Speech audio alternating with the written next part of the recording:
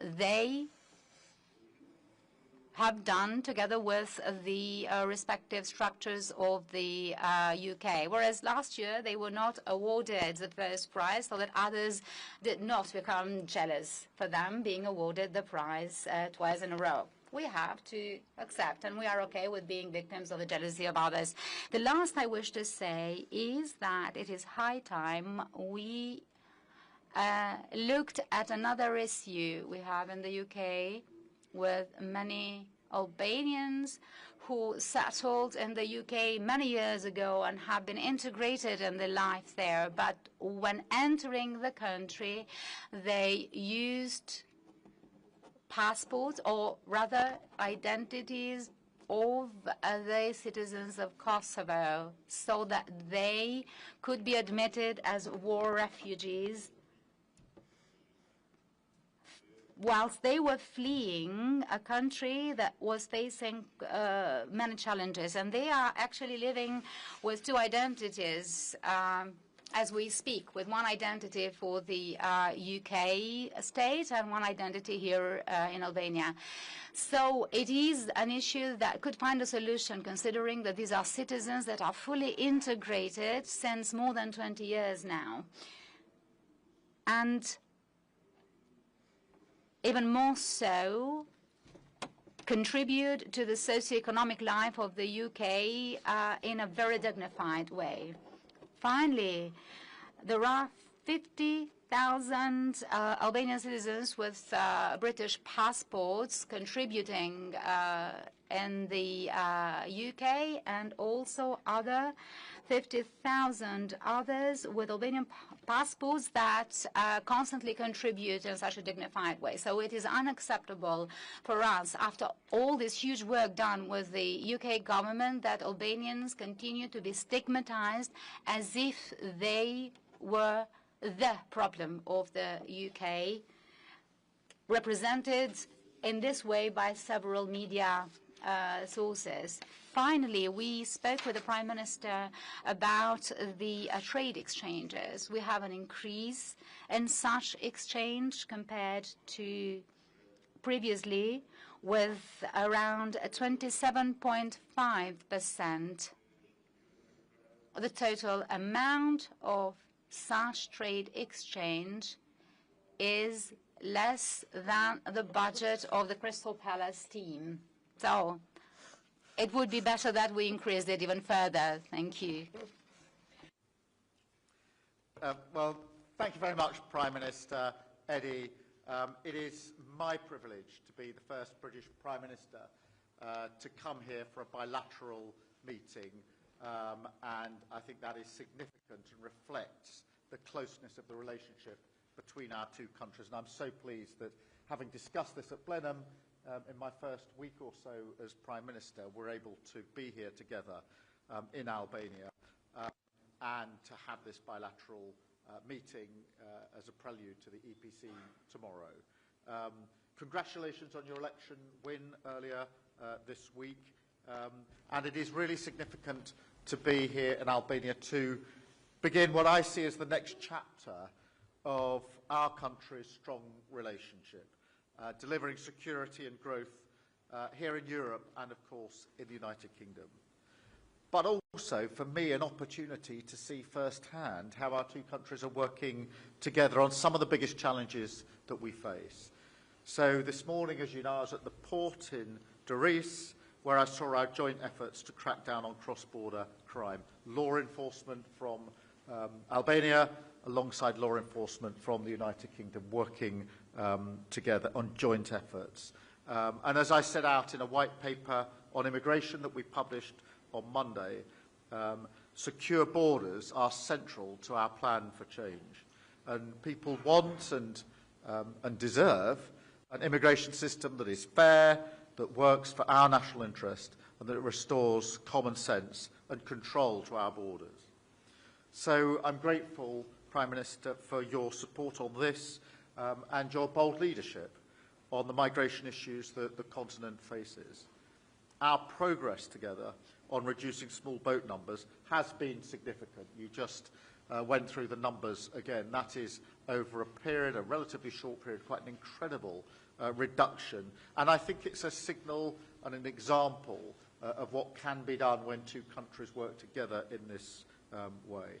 Our Joint Migration Task Force, as you have always emphasised, practical, sleeves rolled up, getting on with the job rather than endless memos, is working to deter illegal migration. And our prisoner transfer agreement is returning Albanian offenders to serve their time here. Together, we've supported young people to stay and build their lives and futures in Albania. The partnership between our two nations goes well beyond our cooperation to secure our borders, and we've talked about this a lot this morning. Albania is a staunch NATO ally and a key partner in Ukraine's fight against Russian aggression. That is so important at a time like this, including, of course, your support for the training of Ukrainian troops in the UK as part of Operation Interflex. And I've been to see that training a number of times. It is truly humbling and really important example of nations, like-minded nations, working together to a common cause. To that end, I'm delighted to announce the enhanced UK-Albania strategic partnership. Now, this partnership will boost our cooperation across defence and security. It will deter irregular migration and cross-border criminal activity, and, on top of that, maximise our potential for investment, infrastructure and growth, particularly in our vital defence industries. Which is why I'm also pleased to announce a joint statement of intent on defence industry cooperation. We will work together on the manufacture and sale of military vehicles, so another important step forward for our two countries, strengthening our national security, driving innovation and boosting economic growth for both of our nations. Now, this is a moment for European countries to step up and stand firm against Russian aggression on the continent. And later today, I will be visiting Albanian and UK troops who are working together to defend our freedoms and citizens, because the battle lines of Ukraine are the front lines of Western values. And for this bilateral meeting to be bookended by examples of our joint work on law enforcement and our joint work on troops and what we're doing in relation to Ukraine, I think is very strong evidence of the way that we are working so effectively together. But it is that defence of Ukraine that will continue, the UK will continue to lead in our efforts to support Ukraine. I am really grateful for Albania's steadfast partnership in that fight, showing leadership around the world in hosting the EPC tomorrow, where we get the opportunity to discuss this very issue in the context of European security. And we are sending a strong message at this critical moment that Europe stands united, strong abroad, secure at home, putting money in working people's pockets and deepening our partnerships with our European allies for the benefit of the people in the United Kingdom. As I say, it's a privilege to be here for this first visit. Thank you so very much. Thank you. Questions?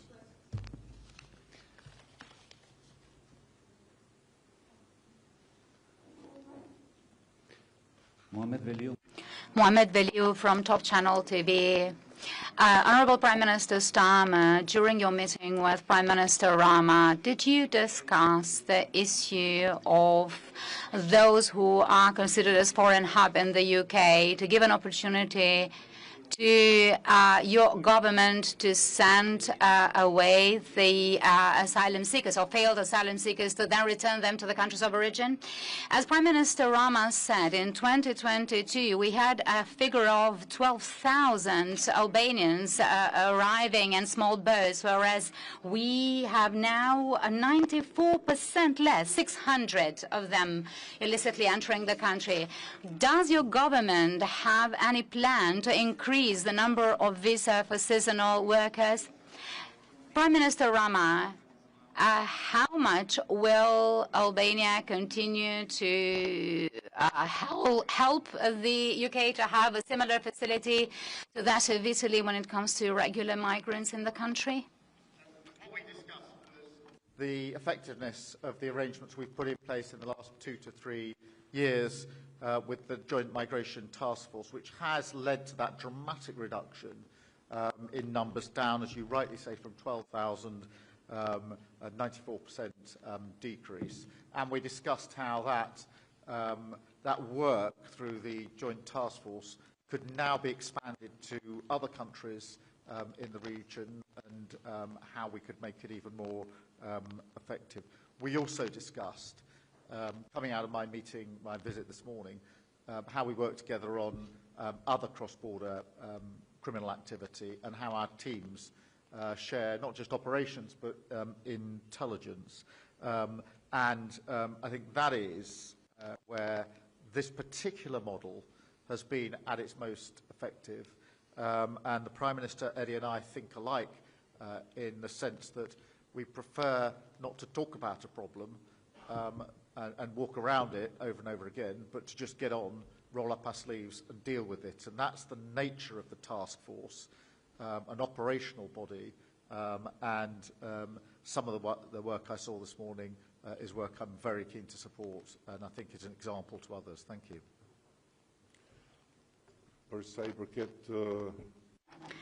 Concerning the question of replicating the model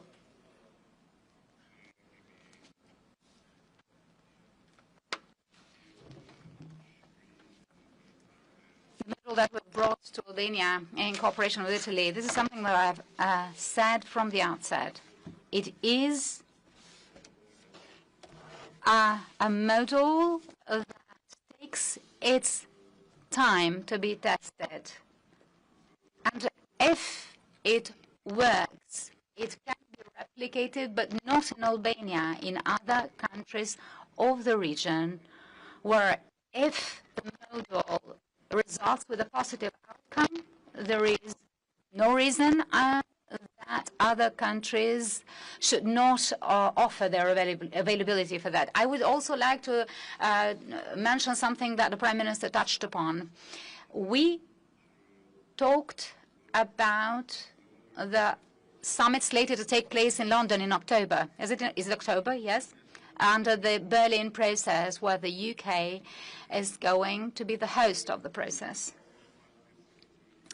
And regardless of the fact that the Berlin process is one that has been built within the realms of the EU under the leadership of Chancellor Merkel to foster regional cooperation,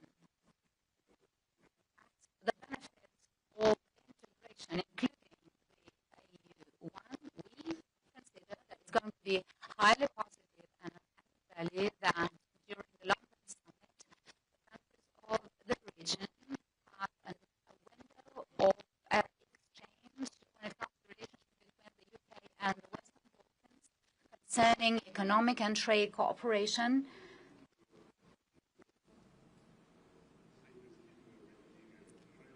To enhance British investments in the region, as well as concerning mentioned, that is the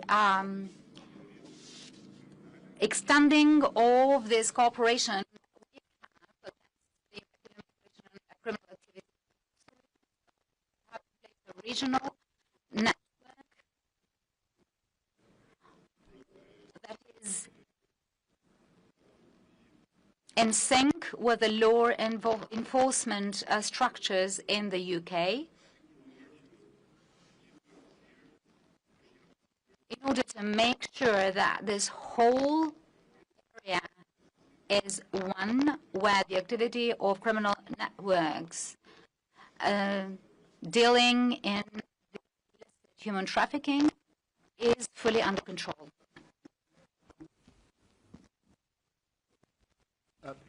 Chris. Christopher Hope, GB News. Prime Minister Eddie Rama, you sound there like you're ruling out hosting an offshore processing centre for the UK, for migrants who arrive in the UK. Is that right, or are you willing to have this model for the UK to support our attempt at dealing with this illegal migration crisis? And to you, Sir Keir Starmer, you are in talks about return hubs. We've learnt that today with a number of countries. Which countries are you talking to? And when will the first migrants be sent overseas to be processed? And will it see migrant hotels emptying more quickly than currently? You got it right.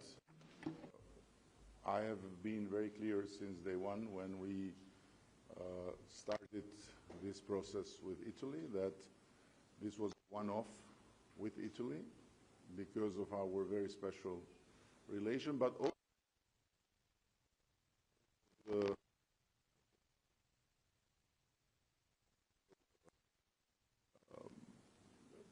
situation which makes a lot of sense. And very frank with you, by several countries if we were open to it, and we said no, because we are loyal to the marriage with Italy, and the rest is just love.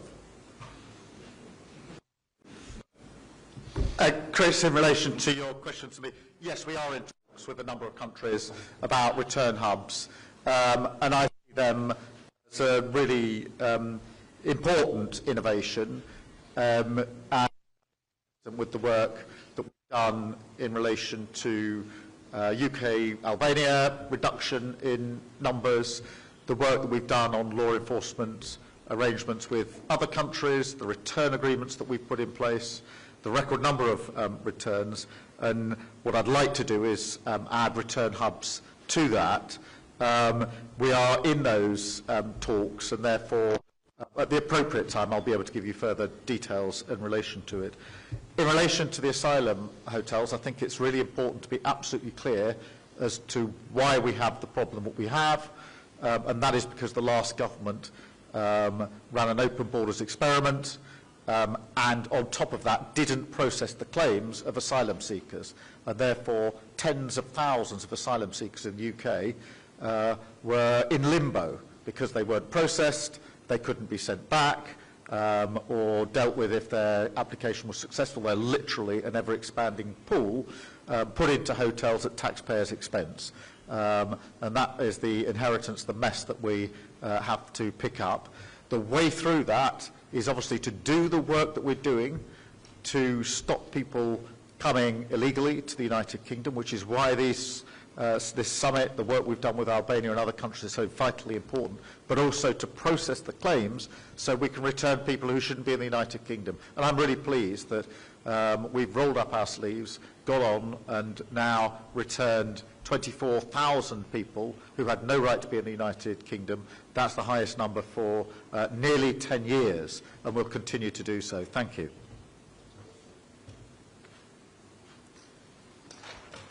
Thank you. Chris McKeon, Press Association. A question to both of you gentlemen on Ukraine. Vladimir Putin has declined to attend peace talks in Turkey today. Is there any hope for a ceasefire in Ukraine, and what is your message to Vladimir Putin?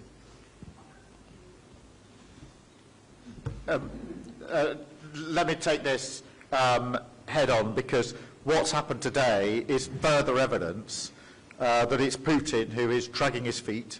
It is Putin who is causing the delay in a ceasefire. Ukraine has long been clear, several months ago now, that they would have a 30-day unconditional ceasefire, and we have long said that it's Putin who is standing in the way of that peace. He was the aggressor in the first place. There's only one country that started this conflict, that was Russia, that was Putin. There's only one country now standing in the way of peace, and that is Russia, that is Putin. We had a good meeting in Kyiv last Saturday where we managed to get a whole a wide group of countries into a supportive position for a ceasefire with sanctions if not. We now have the opportunity tomorrow at the EPC to continue our work to bring about a ceasefire. But for me, this is evidence of the point I've made repeatedly, which is that it's Putin that is dragging his heels. That is why we need all nations to line up together as allies to ensure we get the ceasefire that is so desperately needed, but also to ensure that we have sanctions in place should Putin continue down this path of dragging his heels and not coming to the table for the ceasefire. I would inform you that you are in a country that since the change of the regime from a dictatorship to democracy 35 years ago, no Russian president or prime minister has put foot, and no one from here has flight to Russia. And we don't miss it, and we are not looking to change it, frankly. But this is a long story that is related to our history with the Soviet Union and Russia. This being said, I want to add that we have been all the way on the side of Ukraine and will continue to be. We are aware that although the country might have the tallest prime minister in NATO, it doesn't have the strength and the weight of many other countries to play any type of major or determining role. But on the other hand, we should not forget that we are blessed to be born in the continent of enlightenment and in a space of humanity where the dream of perpetual peace was born. And Europe itself is a project that has been always driven for peace. So while we do everything to make sure that we have the strength to protect our freedom and our values, we also should never give up in the search for peace. And of course, sometimes it looks very unfair, but it's the nature of being Europeans and of being on the side of humanity and not of barbarism, to look for peace even with barbarians. Thank you.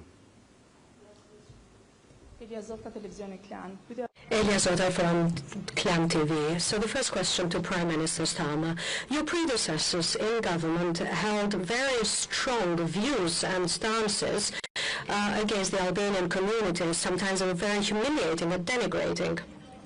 By not clearly making a distinction between those Albanians who live with dignity and honorably by paying taxes and being good and law-abiding citizens, and perhaps few who are involved in criminal activities. And given the fact that you are the first prime minister, serving prime minister to visit Albania since we established the diplomatic relations, is it not high time that Britain actually apologizes for the way Albanians have been treated? And Prime Minister Rama, concretely, could you tell us exactly what this agreement on defense will be focusing on? And the British Prime Minister also mentioned the manufacturing of military vehicles, but could you be more specific, please? Thank you.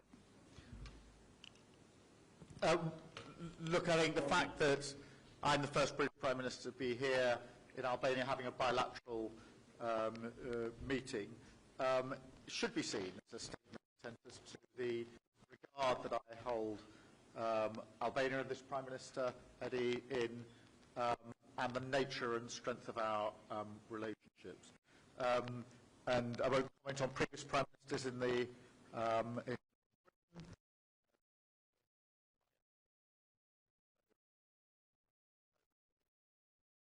the hard yards of actually dealing with the problems that we have to address. I'd rather not shout about a challenge and a problem. I'd rather roll up my sleeves and seriously and pragmatically get on with solving it. And that, I think, is what we've proved in the last few months and years has been a much more effective way of dealing with the issues, including the joint work we saw today on law enforcement, which deals with very real issues of cross-border crime. We can't pretend that they're not there.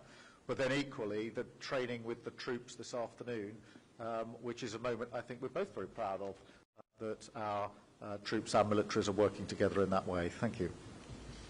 Well, but we have to be fair and to not forget that it was not any British Prime Minister that did anything to offend the Albanians and to single out the Albanians. There were few other